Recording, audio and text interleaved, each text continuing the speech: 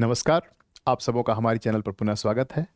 आज हम आर्टिकल 30 से रिलेटेड रीसेंट एक एग्जाम्पल है जम्मू कश्मीर का, उसको हम लोग देखते हैं और समझते हैं कि ये क्या केस स्टडी है जिससे आप एक्चुअली में जो प्रॉब्लम जो फेस हो रहा है आर्टिकल 30 के इंटरप्रिटेशन को लेके, माइनॉरिटी से रिलेटेड जो राइट है एजुकेशनल इंस्टीट्यूशन खोलने का, फिर उसमें किसका आप एडमिशन ले सकते हैं, ये आपके सामने प्रैक्टिकल एग्जाम्पल है जिसको लेके कंट्रोवर्सी हुई, जिसके एडमिशन को लेके कंट्रोवर्सी हुई, कौन इसको फंड करता है, इन सब बातों को आज हम देखते हैं, समझते हैं।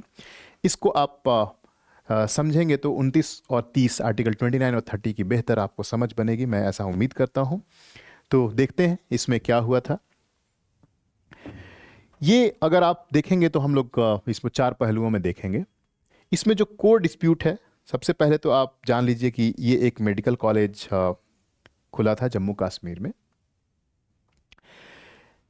ना, जैसा कि आप नाम से जान रहे हैं कि Shri Mata Vaishno Devi institute of medical excellence. इसकी जो स्थापना हुई, इसकी जो फंडिंग हुई, जो माता वैष्णो देवी ट्रस्ट के द्वारा की गई, उस ट्रस्ट में किसका पैसा आता है? तो जो हिंदू पिलग्रिमेज वहाँ जाते हैं और वो जो डोनेट करते हैं, उसी पैसे से इस कॉलेज का निर्माण किया गया। अब कॉलेज का तो निर्माण किया गया, तो जो सबसे पहला जो डिस्प्यूट आप देखते हैं कि devotee funded college versus merit based admission. अब ये मेडिकल कॉलेज है, नीट ऑल इंडिया एग्जाम होता है जिसमें आपकी मेरिट डिसाइड होती है और उसके बेसिस पे आपका एडमिशन होता है। तो प्रॉब्लम तब शुरू हुई कि फंडिंग तो आप देखिए कि डिवोटी फंडेड कॉलेज है, जो हिंदू पिलग्रिमेज वहाँ जाते हैं, डोनेट करते हैं, उससे इस कॉलेज का निर्माण किया गया। जब नीट के थ्रू वहाँ पे एडमिशन हुआ पहली बार, 50 लोगों का एडमिशन लिया गया, तो उसमें लगभग 90% जो स्टूडेंट्स थे ये मुस्लिम्स थे, और 10% ही हिंदूज और सिख के स्टूडेंट्स बचे थे, यानी 4-5 गिनती के। अब यहां जो समस्या आपके सामने दिख रही है कि कैसे इसमें जो है प्रॉब्लम शुरू होता है कि जब मुस्लिम स्टूडेंट का यहाँ पे मेजॉरिटी होता है तो लोकल हिंदू ऑर्गेनाइजेशन और वहाँ की जो संघर्ष समिति प्रोटेस्ट करना शुरू करती है और आर्ग्यू करती है कि ये जो कॉलेज है built and funded by Sri Mata Vaishno Devi Shrine Board, which by using the donations from Hindu devotees, so it should prioritize admission of Hindu students. यानी यहाँ मेजॉरिटी हिंदू स्टूडेंट्स होने चाहिए, यहाँ मुस्लिम स्टूडेंट कैसे आ गए? ये तो फंडेड बाय हिंदू डिवोटीज जो फंड किए उसके द्वारा फंडिंग है।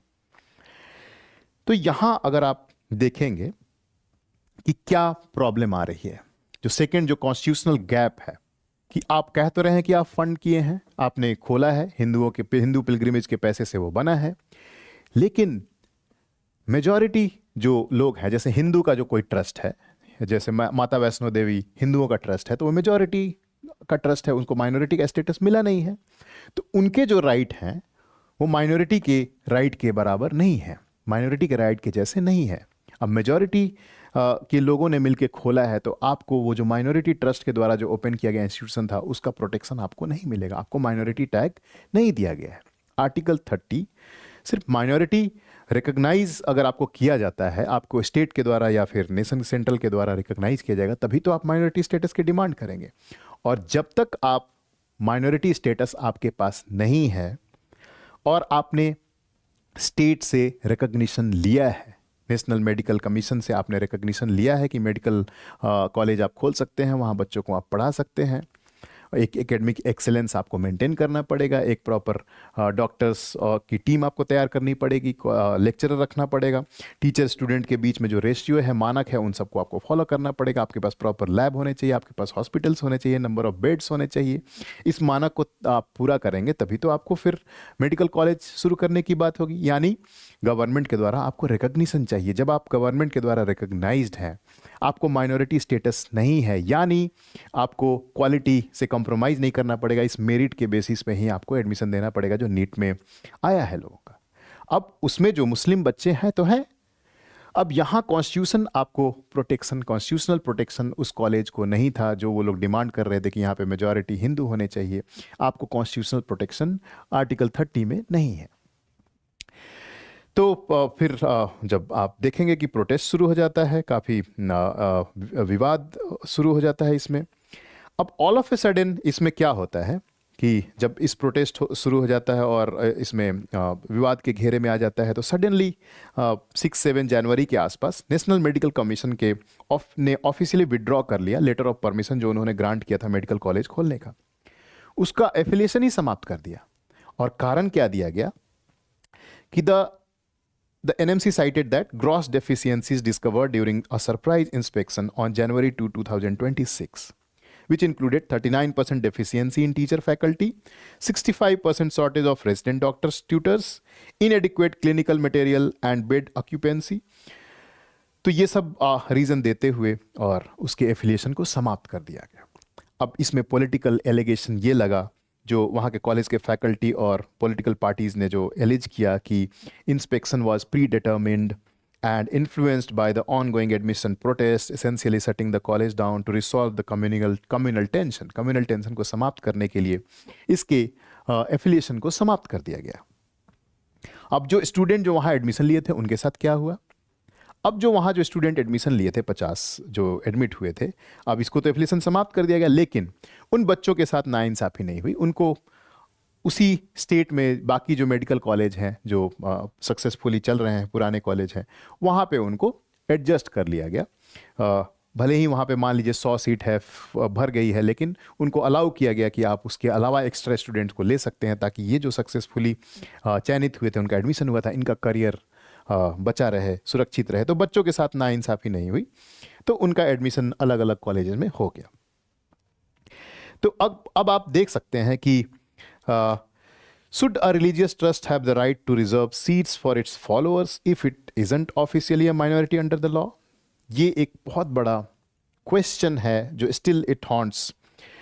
This bridges the gap between the AMU judgment and the practical realities of J&K. आप क्या देख सकते हैं कि एक तो AMU वाला जो जजमेंट आया था जिसमें माइनॉरिटी स्टेटस दिया गया, और जो नहीं है, अब जम्मू एंड कश्मीर में जो केस है आप देख सकते हैं कि एस्टेब्लिश्ड बाय हिंदू कम्युनिटी के द्वारा फंडित किया गया। अब इस्टेब्लिश तो किया गया है, तो अगर AMU का जजमेंट के प्रिंसिपल को अगर आप देखें तो उस हिसाब से माइनॉरिटी स्टेटस दिया जा सकता है। लेकिन एट द सेम टाइम आप TAP जो केस है जो कहता है स्टेट वाइज रिकग्निशन होना चाहिए, तो सुप्रीम कोर्ट ने ही जजमेंट दिया है कि स्टेट वाइज रिकग्निशन होना चाहिए माइनॉरिटी का। Now in Jammu and Kashmir Hindus are in minority.